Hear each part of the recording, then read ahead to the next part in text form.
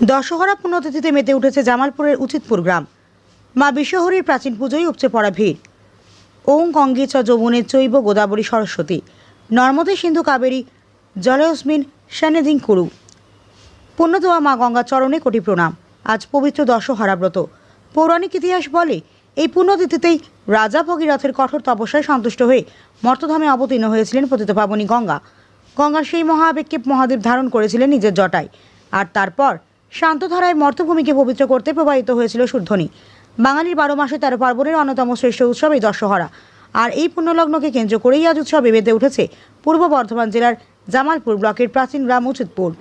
যুগ যুগান্তরের ইতিহাস ও মা বিশ্বহরীর মাহাত্ম্য উচিতপুর গ্রামে যুগ যুগ ধরে সম্পূর্ণ শাস্ত্রীয় আচার মেনে অত্যন্ত ধুমধামের সঙ্গে উদযাপিত হয়ে আসছে আদি ও জাগ্রত মা বিশ্বহরীর পুজো। লোকবিশ্বাস ও ভক্তদের মুখে মুখে ফেরে মায়ের অলৌকিক মহিমার কথা। প্রতি বছরের মতো এবারও দশহরা উপলক্ষে মায়ের মন্দিরে ভক্তদের ঢল নেমেছে। পূজারী এবং স্থানীয় বাসিন্দাদের সূত্রে জানা যায়, বহু দূর দূরান্ত থেকে মানুষ ছুটে আসেন মায়ের দরবারে। বিশ্বাস ভক্তি ভরে মায়ের কাছে যা চাওয়া হয়, মা কাউকে খালি হাতে ফেরান না। রোগব্যাধি থেকে মুক্তি, বিশেষ করে কঠিন রোগব্যাধি ও শারীরিক অসুস্থতা নিয়ে এসে মায়ের কৃপায় সুস্থ হয়ে বাড়ি ফিরেছেন এমন উদাহরণ এই অঞ্চলে অজস্র।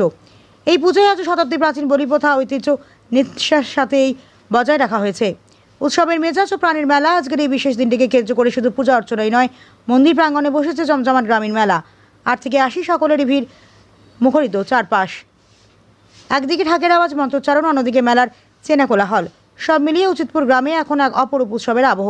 মন্দির সংস্কারের রাজ্য বিধায়কের কাছে এই ঐতিহ্যবাহী পুজো ও ঐতিহাসিক স্থানটির গুরুত্ব বিবেচনা করে জামালপুর নিউজ লাইভের ক্যামেরার সামনে এলাকার মানুষ ও মন্দিরের পূজারীরা সমস্যার একটি বিশেষ দাবি জানিয়েছেন। জামালপুর বিধানসভার মাননীয় বিধায়ক শ্রী অরুণ হালদার মহাশয়ের কাছে তাদের বিনীত আর্জি, যাতে দ্রুত এই প্রাচীন ও জাগ্রত মা বিশ্বহরীর মন্দিরটির পুনর্নির্মাণ ও সংস্কারের ব্যবস্থা করা হয়। এলাকার মানুষের আশা, বিধায়ক মহাশয় এই ঐতিহ্য রক্ষায় সতর্ক ভূমিকা নেবেন। মায়ের পুজোর এই বিশেষ মুহূর্তে সরাসরি ঝলক পূজারী ও স্থানীয় মানুষের মনের কথা জানতে চোখ রাখুন জামালপুর নিউজ লাইভের পর্দায়। বলছি, আমি এখানকার পূজারী। নিত্য সেবা আমাদের নিত্য রোজ করতে হয় এবং আমাদের পূজারী ব্রাহ্মণ আরও অনেকে থাকেন। তো এই পূজা মাকে নিত্য সেবা 12 মাস মাকে জল দিতে হয়। আর এই দশহরা উপলক্ষে একটু ভিড়ভাড়টা প্রচুর হয়, বাইরে থেকে প্রচুর যাত্রীরা আসে। তা কীভাবে উৎপত্তি হয়েছিল, আজ থেকে আমাদের যারা পূজা করে গেছেন, আমাদের দাদু বা আমাদের বাবা কাকারা, তারাও সে বলতে পারেনি যে এখানকার কীভাবে প্রতিষ্ঠিত হয়েছে বা কত যুগের ঠাকুর। তো আমরা সেইভাবেই তাকে সেই লালন পালন, যেমন ওনারা করে গিয়েছিলেন পূজা অর্চনা, ঠিক সেইভাবে তাদের দেখে আমরা সেই একইভাবে পূজা অর্চনা করে যাচ্ছি। তো এখনো পর্যন্ত ভক্তদের খুব এখানে বিশ্বাস।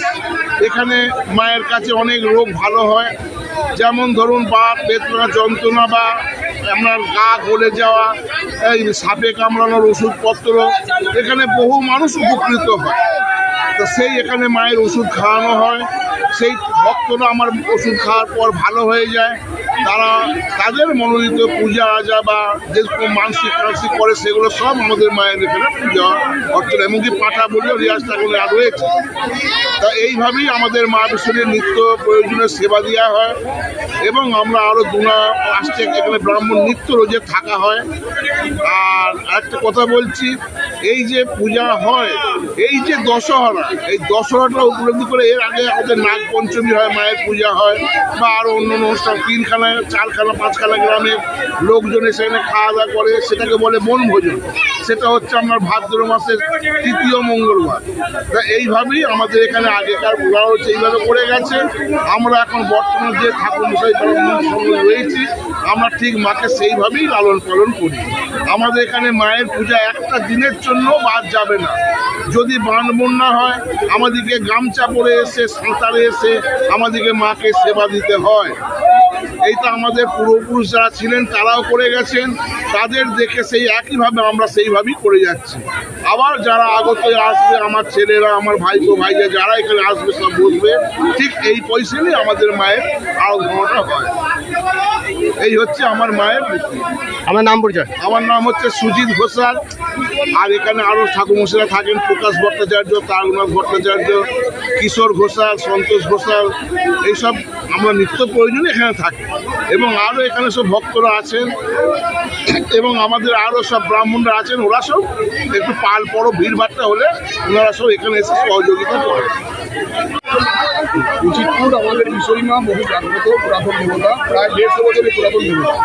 এখানে মারাত্মক কাজ হয় সাপে কাটা রুগী। এই সাপে কাটা রুগী মৃতপ্রায় অবস্থায় এলে সে জীবিত অবস্থায় ফিরে যায়। এটা আমাদের মা বিশ্বরীর অবদান। গ্রামের আদি পুরাতন ঠাকুর হচ্ছে মা বিশ্বরী। এই মা বিশ্বরী আমরা অনেক উন্নয়ন পেয়েছি মা বিশ্বরীর কাছ থেকে। আমরা চ্যানেলের মাধ্যমে মানুষকে স্বাগত জানাই, সবাই আমাদেরকে সাহায্য করার জন্য। তবে আমরা মাননীয় বিধায়ক মহাশয় অরুণ কুমার হালদার মশাইকে একটু জানাতে চাই যে আমাদের মা বিশ্বরী একটি আর্টচালার প্রয়োজন। এই আর্টচালাটি হলে আমরা ব্রাহ্মণ পক্ষ থেকে উদ্বুদ্ধ হব। ওনার কাছে আমাদের একান্ত আবেদন যে আমরা যেন যে আর্টচালাটি আছে ওই সমপরিমাণে যেন একটা আর্টচালা আমরা পাই। ওনার প্রচেষ্টায় আমরা ওনার প্রচেষ্টার অপেক্ষায় রইলাম, যাহাতে উনি আমাদের একটু সাহায্য করেন, তাহলে আমরা খুব উপকৃত হব। আর ওনাকে আমাদের পুজোতে আসার জন্য আন্তরিকভাবে অনুরোধ জানাই। উনি যদি কাজের ফাঁকে একটু সময় দিতে পারেন আমাদের সঙ্গে এলে আমরা খুব গর্বিত মনে করব। ওনাকে আমরা ভবিষ্যতে সম্মান জানাই এবং আমরা বিজেপির সংগঠনকেও সংগতি জানাই। তা আমরা ব্রাহ্মণদের পক্ষ থেকে ওনাকে বারবার আমন্ত্রণ জানাই, উনি যেন আমাদের এখানে এসে এই অসুবিধার সঙ্গে আমাদের সঙ্গে ভাগ বটনা করে নেন। আপনার নাম পরিচয়? আমার নাম হচ্ছে সুব্রত ঘোষাল। এখানে ব্রাহ্মণদের মধ্যে আমি একজন। আমার বাবা কাকারা জ্যেষ্ঠ সব বড় আছে, ওরাও কিছু যদি বলতে চায় ওরাও আমাদের